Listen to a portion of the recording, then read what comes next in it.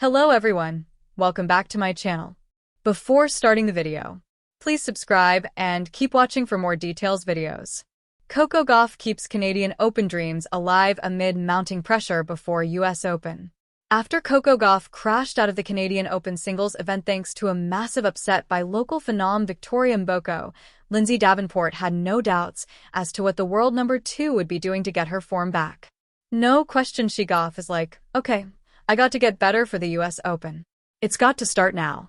I'd imagine she's back on the practice court today or tomorrow working on things to try and gain some momentum in Cincy, the former world number 1 speculated on the Tennis Live podcast. Following the historic victory in Paris, the American has been going through a rough patch. She was ousted in Berlin in the first round.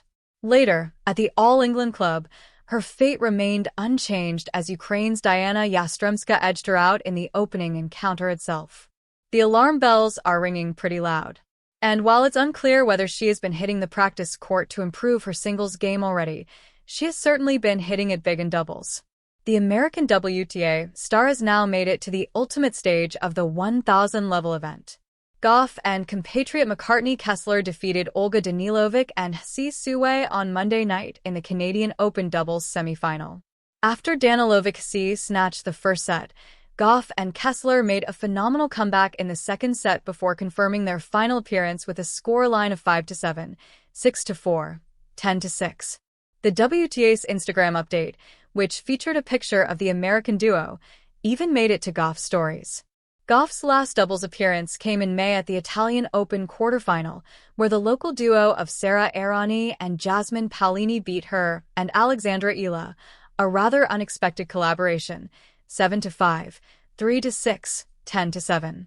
The latest win will definitely provide a much-needed confidence boost to Gauff, especially before kicking off her next hardcourt campaign in Cincinnati and the eventual challenge at the US Open. Coco Gauff will look to replicate 2023. 2 years ago, she beat Karolina Muchova in the final to lift the trophy. Aged 19, Gauff became the first teen champion in Cincinnati since 17-year-old Linda Tuero won the 1968 edition. "This is unbelievable," said the American. "Especially after everything I went through earlier this summer in Europe. There's been a lot of ups and downs the last couple of weeks." Interestingly, much like the ongoing season, the downs at the time included a first-round Wimbledon exit after a 6-4, 4-6, 6-2 loss to compatriot Sofia Kenin. And then, just weeks after her triumph at Cincinnati, she created history at Flushing Meadows as she beat Aryna Sabalenka in the Summit Clash to become the first American teenager to win the US Open since Serena Williams in 1999. Last year, however, Emma Navarro beat her in the fourth round. Following the exit, Gauff revealed that there were things execution-wise. "Obviously, I wish I could serve better. I think if I would have did that, it would have been a different story for me. But Emma played really well. She did everything well, I thought." Her serves continue to plague her. In the National Bank Open itself, she recorded 43 double faults across her 3 singles matches. Needless to say, that is one of the things she'll need to figure out sooner than later for a chance to sing Jay-Z and Alicia Keys' Empire State of Mind at the US Open once again. Coco Gauff keeps Canadian Open dreams alive amid mounting pressure before US Open. It blends sports journalism with creative narrative flair to bring the story to life. Coco Gauff keeps Canadian Open dreams alive amid mounting pressure before US Open. By Your Name. Toronto, August 2025. As the sun dipped behind the skyline of Toronto, a hush fell over center court. It wasn't silence born of boredom. It was the taut quiet of anticipation, the kind that wraps a crowd when greatness feels near. At its center stood Coco Gauff, the 21-year-old American star who's no longer just a teenage prodigy, but a full-blown champion with the weight of expectations heavier than ever. And yet, there she was, gritty, graceful, and glowing under pressure, carving her way into the semi-finals of the Canadian Open, keeping her title hopes alive and her rhythm intact with the US Open just weeks away. If this tournament is a prelude, the main act in New York may just be electric. The weight of a crown. Coco Gauff's journey is no longer the plucky underdog tale of a 15-year-old bursting onto Wimbledon's grass courts and stunning Venus Williams. That chapter closed years ago. Now, she's a Grand Slam champion after her U.S. Open triumph in 2023, an Olympic gold medalist, and the face of American tennis. Every match is a referendum on her readiness. Every slip is a headline. She's not just playing for points anymore, said ESPN commentator and former world number 1 Chris Evert. She's playing for legacy, and she's only 21. The Canadian Open, nestled awkwardly between the heat of summer and the chaos of the Grand Slam calendar, often plays host to burned-out stars or rising names testing their mettle. For Gauff, it's something else, a laboratory to sharpen her weapons, a proving ground for confidence, and a psychological dress rehearsal for Arthur Ashe Stadium. Fire and ice, a battle for belief. In her quarterfinal match against world number 7 Daria Kasatkina, Gauff was tested in ways that don't show up on a stat sheet. The Russian veteran's strategic brilliance and defensive mastery kept Coco dancing across the baseline like she was playing chess on a trampoline.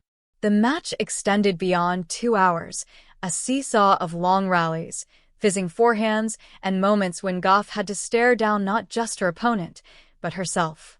Serving down 4-5 in the second set, already a setup, the American let slip a 40-15 lead, drawing gasps from the crowd and a few slaps of the thigh from Coco herself.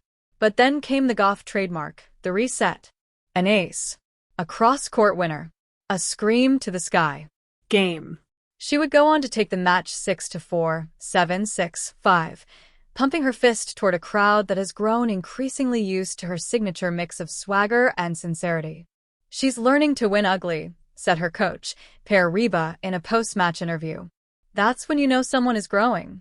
Not just playing well when things go right, but solving puzzles mid-match. More than a game. Pressure for Coco Gauff doesn't just stem from sporting stakes.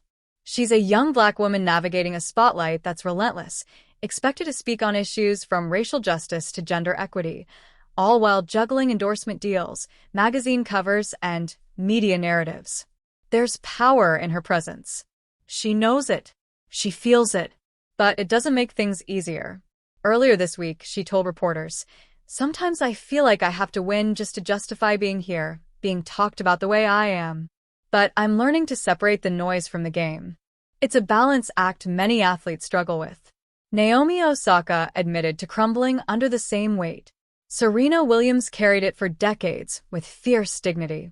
Gauff, younger than both when their meteoric rises came, seems to be carving a new path, embracing the role without letting it consume her. Eye on the Empire State. While the Canadian Open is a prestigious title in its own right, Gauff's gaze has been set firmly on Flushing Meadows. Last year's U.S. Open victory was emotional, cathartic, a teenage dream made real. But defending that title is a different beast altogether. "Everyone's coming for me," she said bluntly after her second round win in Toronto. "That's fine. I'd do the same." And they are. Aryna Sabalenka, Iga Swiatek, Elena Rybakina. Even up-and-comers like Mira Andreeva are plotting their breakthroughs. The WTA Tour is as loaded with talent as it's ever been, and no player, Gauff included, can afford a moment's lapse. That's why the Canadian Open matters. It's not just another stop. It's the sharpening stone. The mental game. Gauff's tennis has evolved immensely in the past 2 years. Her forehand, once considered a liability, now carries bite and depth. Her serve is a weapon. Her movement remains elite. But the biggest leap has been between her ears. "I meditate before every match now," she revealed this week. Sometimes for 2 minutes, sometimes for 20. It's about clarity. Focus. Slowing the game down before I even step on the court. Fans see the fire in her eyes, but her team talks more about her calm. The way she bounces back from double faults. The way she resets after netted backhands. The way she listens, not just to her box, but to herself. She's becoming her own compass, her mental coach said. "You can't teach that. It's grown." A city in her corner. Toronto has embraced Gauff with open arms this week. After her third-round match, she took a detour to Kensington Market, hoodie up, headphones on, just walking. A few fans recognized her, most didn't. "It was nice," she said. For a minute, I could just be Coco, not Coco Gauff. Just me. It's that version of herself she's trying to protect amid the pressure. And it's that version, real, grounded, human, that's resonating with fans across the globe. She's a champion who still dances on TikTok, who still calls her parents after matches, who still doubts herself sometimes, but wins anyway. The road ahead. With the Canadian Open nearing its climax, Gauff faces a possible final showdown with Swiatek, her longtime rival and former nemesis. The narrative writes itself: youth versus dominance, revenge versus reinforcement, hard court supremacy on the line. But Coco isn't writing scripts. She's playing points. I want to win here, she said. Of course. But more than that, I want to feel like I'm ready. I want to walk into the US Open knowing I left everything out here. That's what this tournament is for. And if she lifts the trophy this Sunday, it won't just be a title. It'll be a statement that Coco Gauff is not just surviving the pressure, she's learning to thrive under it. Epilogue. The rise continues. As Gauff walked off court on Friday evening, the lights catching the sweat on her brow and the spark in her eyes, a fan held up a homemade sign that read, "Pressure makes diamonds." She saw it, smiled, nodded, then turned her focus to the next match. Because Coco Gauff's Canadian dream is still alive, and if she has her way, it's just the beginning of an unforgettable summer.